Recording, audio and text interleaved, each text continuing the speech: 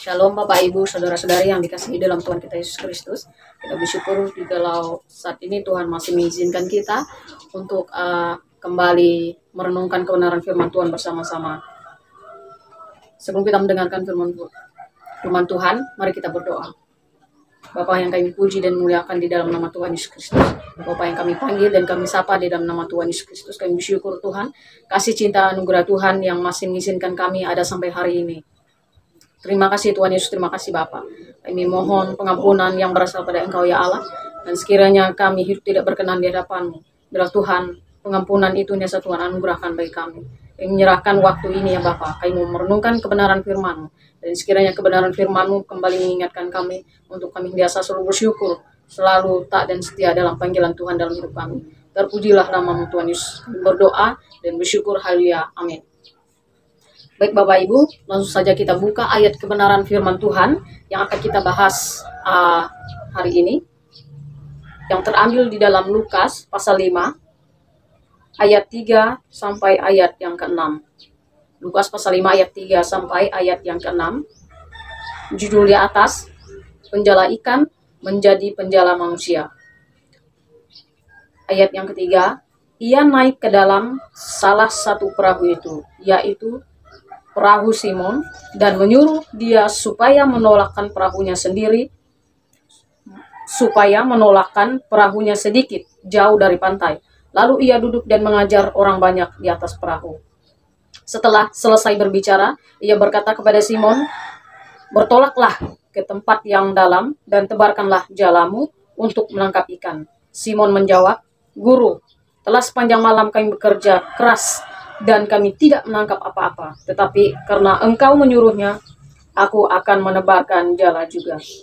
Dan setelah mereka melakukannya, mereka menangkap sejumlah besar ikan, sehingga jala mereka mulai koyak. Ayat yang berikutnya yang akan kita baca dari Efesus pasal 1 ayat 18 sampai 19. Efesus pasal 1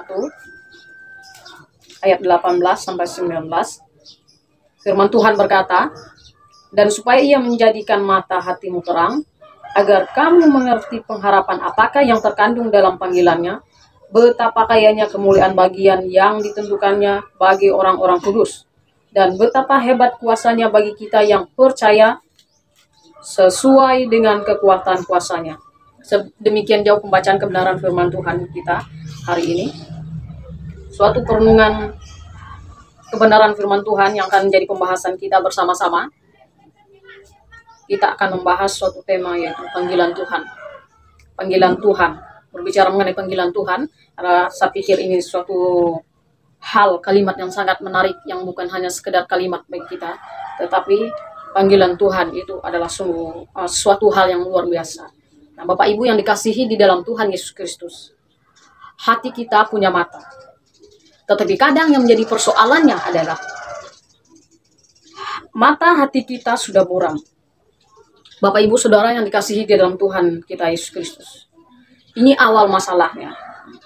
Mungkin masalah buram adalah suatu kelihatan masalah yang sepele, tetapi ini adalah masalah yang serius. Mengapa hati kita harus punya mata? Supaya kita dapat mengerti pengharapan apakah yang terkandung dalam panggilannya.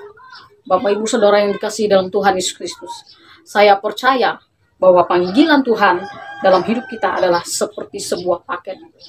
Sebuah paket dalam arti tidak berdiri sendiri. Dan dalam panggilan Tuhan itu adalah merupakan suatu tanggung jawab yang harus kita kerjakan ketika kita mengalami panggilan Tuhan itu sendiri dalam hidup kita. Di awal tadi saya sudah katakan bahwa pembahasan kita adalah mengenai panggilan Tuhan kepada setiap pribadi kita masing-masing. Nah, berkaitan dengan kebenaran firman Tuhan ini, di ayat yang sudah kita baca di Lukas pasal 5 ayat 3 sampai ayat yang ke-6, kita diingatkan kembali tentang seorang Petrus yang mengalami panggilan Tuhan dalam hidupnya. Dalam hal ini, di ayat yang sudah kita baca, Petrus ketika ia berjumpa dengan Tuhan Yesus, ini yang kesekian kalinya. Yang pertama kalinya. Dan kesekian kalinya Petrus belum mengerti bahwa dia mengalami panggilan Tuhan dalam hidupnya. Dia tidak mengerti di mana Petrus saat itu berkata kepada Yesus. Ketika Yesus menjumpai dia untuk yang pertama kalinya. Nah, suatu mujizat yang Tuhan izinkan terjadi ketika Petrus bersama-sama dengan Tuhan Yesus. Di mana waktu itu Petrus berkata kepada Yesus, suruhlah mereka pergi ke kampung-kampung untuk membeli makan. Nah, kata ini membuktikan bahwa Petrus belum mengalami panggilan Tuhan dalam hidupnya. Artinya dia belum merespon. Dia belum dapat melihat secara jelas. Itu artinya hatinya belum terbuka akan panggilan Tuhan. Suatu perkataan ini yang menjelaskan kepada kita juga bahwa panggilan itu tidak dimengerti secara biasa-biasa saja. Nah, dalam arti ini suatu perkataan yang sangat konyol jika kita mengerti secara harafiah, bahwa masakan ia menyuruh orang-orang yang sudah banyak berkumpul yang ingin datang pada Yesus untuk mendengarkan Injil. Gimana orang-orang itu adalah orang-orang yang haus akan kebenaran, tetapi dia malah menyuruh pulang. Itu artinya panggilan itu belum dia mengerti meski dia sudah bersama Tuhan Yesus. Tetapi merespon dan menjawab pertanyaan Petrus. Yesus katakan, kamu harus memberi mereka makan. Yesus mencoba mulai membukakan pemikiran Petrus mengenai setiap domba-domba yang harus digembalakan, umat yang harus digembalakan.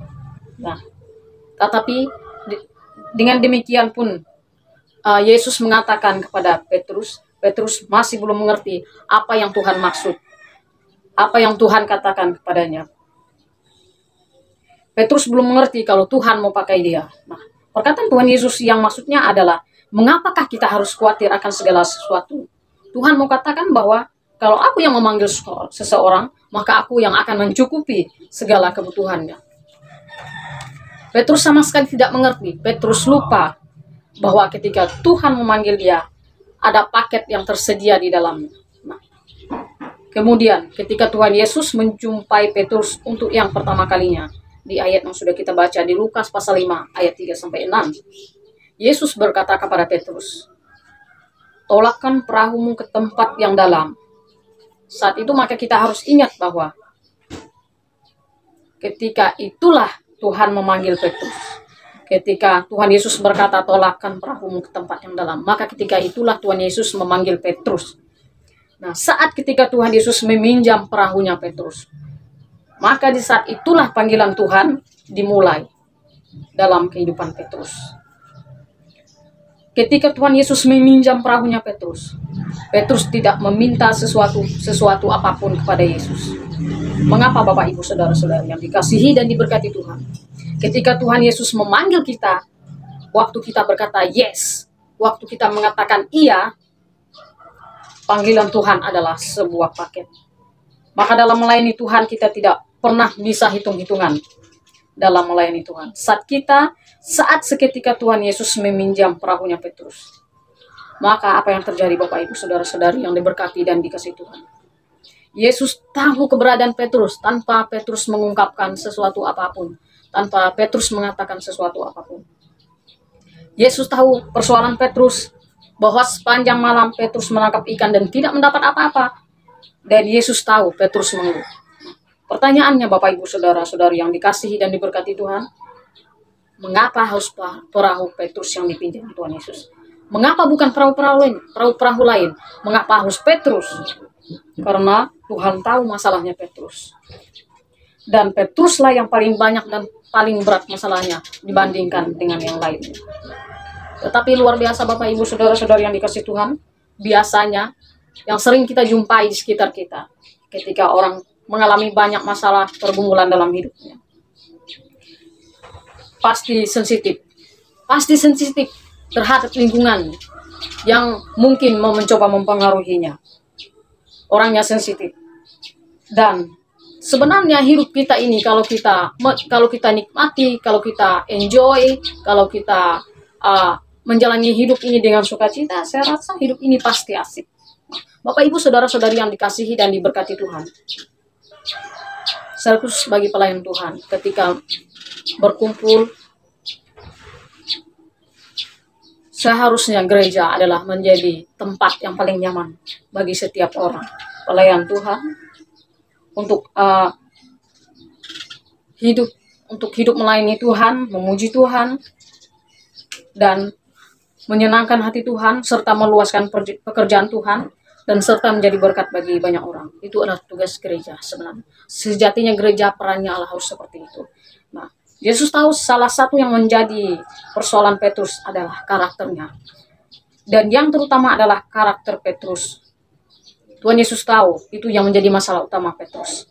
Nah, Bapak, Ibu, Saudara-saudari yang dikasihi Tuhan, bagian Tuhan adalah memahami persoalan dan kebutuhan kita. Tetapi bagian kita adalah kita harus berjuang.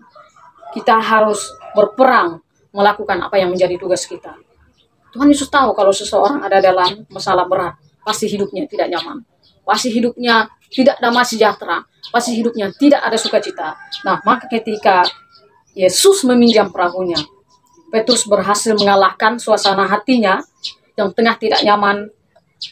Dia memberikan perahunya dan kemudian Yesus menggunakannya. Dan ketika Yesus menggunakan perahunya, Yesus juga tidak berkata, sekarang aku akan membayar dengan iman. Yesus tidak berkata apa-apa kepada Petrus. Yesus tidak menyuruh Petrus, kamu harus begini, ini dan itu. Yesus tidak mengatakan apa-apa selain setelah dia meminjam perahunya Petrus. Justru Yesus berkata, tolakkan perahumu ke tempat yang dalam. Bapak, Ibu, Saudara-saudari yang dikasih dan berkati Tuhan, pastinya dalam hati Petrus sangat bergejolak, sangat memikirkan sesuatu. Bagaimana sih ini? Apa-apaan ini? Apalagi sih yang Yesus mau? Kira-kira seperti itu Petrus. Pasti. Oke lah kalau Yesus berkata, tolakkan perahumu ke tempat yang lebih dalam. Tadinya Yesus katakan bahwa tolakkan perahumu ke tempat yang dalam. Kalau Yesus berkata, tolakkan perahumu ke tempat yang lebih dalam, saya rasa Petrus pasti senang melakukannya. Tetapi Yesus tidak mengatakan apapun selain dari perintah selain dari perintah itu. Tetapi Yesus tidak mengatakan sesuatu apapun selain mengatakan itu. Bapak, Ibu, Saudara-saudari yang dikasih Tuhan, dengan kondisi hati yang sedang dalam pergumulan, Petrus melakukan. Petrus mau melakukannya untuk Yesus. Tetapi Bapak Ibu, belum selesai perintah Yesus. Yesus katakan lagi kepada Petrus, tebarkan jalamu ke sebelah kanan perahu. Ini adalah puncak atau klimaks masalah Petrus. Yesus mau Petrus melakukan hal ini kepadanya.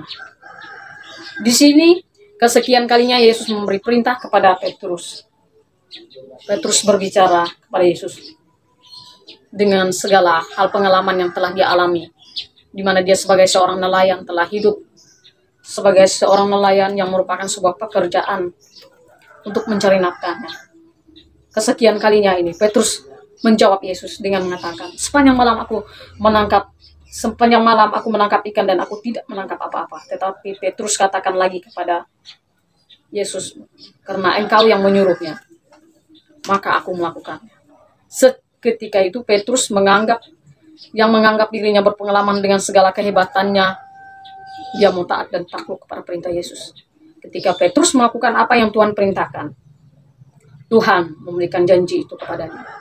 Ia menangkap begitu banyak ikan, bahkan jalannya hampir koyak. Bahkan Petrus harus menggunakan perahu yang lain untuk membantunya. Bapak, Ibu, Saudara, itu artinya berkat yang Tuhan sediakan bagi Petrus tidak hanya cukup untuk Petrus, tetapi juga untuk orang lain di sekitarnya. Tuhan mau memakai Petrus untuk beratnya. Maka Bapak, Ibu, kembali kepada firman Tuhan, bahwa Tuhan menjadikan mata hati kita terang agar kita mengerti pengharapan apakah yang terkandung dalam panggilan Tuhan pada setiap kita.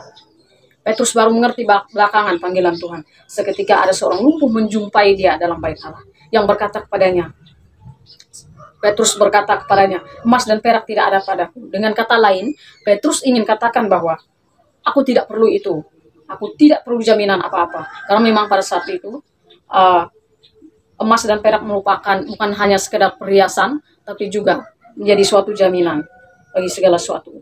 Karena Petrus saat itu telah sadar dan dia mengalami panggilan Tuhan yang jelas. Maka dia kembali berkata, demi nama Yesus orang Nazaret itu, bangun dan berjalanlah. Petrus mengalami pembaharuan dalam hidupnya. Percaya panggilan Tuhan itu tepat pada waktunya. Meski kita hamba Tuhan, meski kita telah mendengar firman Tuhan berkali-kali, tetapi kalau bukan waktu Tuhan memanggil kita, saya percaya itu bukanlah apa-apa. Dan saya percaya panggilan Tuhan itu tepat pada waktu Tuhan. Bukan bergantung dari kita. Tetapi setelah kita mengalami panggilan Tuhan, maka kita harus menyerahkan hidup kita sepenuhnya kepada Tuhan.